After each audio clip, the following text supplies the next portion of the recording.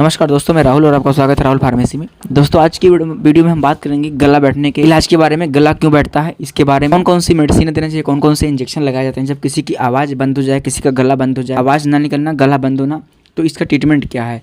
आज की वीडियो में मैं डिटेल्स में बात करूंगा गले की ट्रीटमेंट के बारे में, कौन कौन सी दिक्कतें होती हैं जिनके अकॉर्डिंग ये सारी दिक्कतें आती हैं। ठीक है, तो विस्तार से वीडियो को लास्ट तक देखना ताकि आपको पूरी जानकारी मिल सके। अगर आप डॉक्टर हैं, प्रैक्टिशनर हैं, तो आपके लिए बहुत यूजफुल होने वाला वीडियो है। ठीक है, आपको बहुत अच्छी जानकारी देने के लिए। देखिए, गला बैठना एक आम बीमारी नहीं है, ये सीरियसली इसको सीवियर लेने की बात है। थोड़ा अगर इस तरह की दिक्कत है, थोड़ा चिंता की बात है, क्योंकि जब गला बैठेगा तो पेशेंट कुछ कह नहीं पाएगा, कुछ बोल नहीं पाएगा, तो उसको दिक्कत होगी बताने में, अपने प्रॉब्लम को, अंदरूनी पार्ट के बारे में बताने में उसको दिक्कत होगी। ठीक है, ये कौन सी ऐसी बीमारी जिसको गला बैठने को बोलते हैं, गला क्यों बैठता है, दिक्कत क्या है, कैसे मेडिसिन खाना है, कौन कौन सी मेडिसिन कितने दिन तक खाना है, इसकी वो डोज, MRP प्राइस क्या है, इसके बारे में डिटेल्स में बात करें। देखिए, गला बैठने के लक्षण क्या होते हैं। फर्स्ट जो लक्षण होता है गला बैठने का, वो होता है कोल्ड, नोजिया, कोल्ड फीवर, यानी कि आपके लंग्स पे बलगम जम जाना, अधिक बलगम जम जाना, निमोनिया हो जाना, दोनों फेफड़ों में सूजन, गले में सूजन या टॉन्सिल का हाई इंक्रीज हो जाना, TLC से सबसे ज़्यादा TLC बढ़ जाना, और लंग्स में इन्फेक्शन, बलगम जाना, नाक की नली में स्वाइलिंग होना।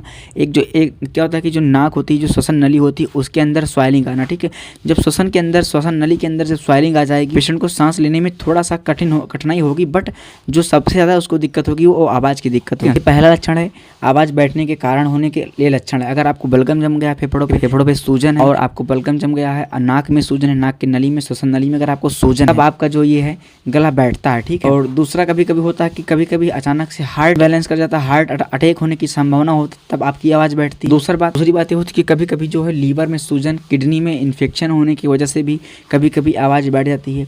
लेकिन 90% देखा गया है, 90 से 95% देखा गया है, मैंने काफ़ी पेशेंट को देखा है, उनको ये इस तरह की दिक्कत तब होती है वो ज़्यादा ड्रिंक करते हैं। जो उनका ड्रिंक है, जैसे कि नशीली चीज़ें, बियर वगैरह है, जब वो पीते हैं तब उनको ज़्यादा दर्द, गले बैठने की चांस होती हैं। ठीक है, लेकिन नॉर्मल अगर किसी का गला बैठ जाता है, किसी का गला बंद हो जाता है, आवाज़ बंद हो जाती है, तब कौन कौन से ट्रीटमेंट करना चाहिए, कौन कौन सी मेडिसिन देना चाहिए। ठीक है, तो ये 2 लक्षण हुए, इससे ज़्यादा लक्षण इसके फिलहाल के लिए अभी तक नहीं सर्च में पाए गए हैं। पहला लक्षण यही है, नाक की दोनों नलियों में सूजन, श्वसन नली में सूजन, लंग्स में इन्फेक्शन, निमोनिया, दोनों फेफड़ों पे बलगम का जम जाना, और इस तरह से दिक्कत होती है। कभी कभी थायराइड की प्रॉब्लम होती है, थायराइड ग्लैंड होता है वो बढ़ जाता है, उससे भी पेशेंट की आवाज़ बंद हो जाती है। ठीक है, अब बात करते हैं कि कैसे इसको ठीक करना है, इसकी जांच क्या होती है। तो देखिए, नॉर्मल होता है, इसकी जांच कोई ज़रूरत नहीं है, बस ये एंटीबायोटिक आप चला दीजिए, गारंटी के साथ आराम हो जाएगा। देखिए, पहली एंटीबायोटिक मॉक्सिकैंड CB 625 mg की।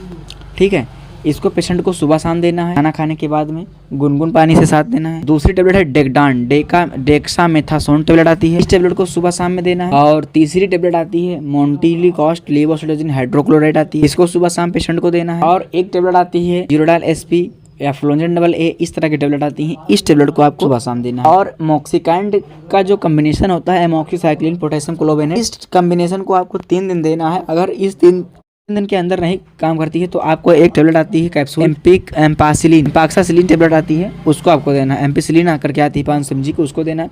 लेकिन मैं गारंटी के साथ कह सकता हूँ कि मॉक्सिकैंड 625 से ही आवाज़ आ जाएगी 2 दिन के अंदर। और पेशेंट को गुनगुन पानी से भाप लेना है। ठीक है, पेशेंट को भाप लेना गुनगुन पानी से दिन में 4 बार, सुबह, दोपहर के प्लस, फिर दोपहर के 2 बजे, फिर शाम को 4 बार गर्म पानी को बॉयल करके उसका भाप लेना, जो उसका स्टीम धुआं होगा वो नाक और गले से जाना चाहिए।